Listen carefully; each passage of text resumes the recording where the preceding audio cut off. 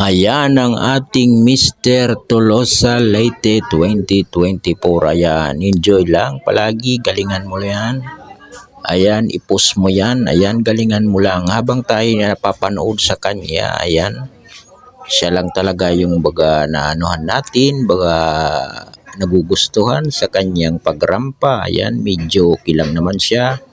At bago lang siya at first time lang niya sumali, pero nag-i-enjoy pa rin sa kanya ang mga manonood kagaya ng mga taga rito sa barangay ng Brihida, Tolosa, Leyte. Ayan, sa mga nasasakupan ng Tolosa, Leyte, ayan, todo supporting din ang kanyang mga friends, kaibigan, kakilala o kahit sino man. Lalong-lalo na tayo na todo supporting sa kanya dahil napakabait, napakabuting bata. Ayan, at wala kang masasabi sa kanya at napakabait talaga ng batang ito. Ayan, oh, ayan, enjoy lang palagi. At ayan, enjoy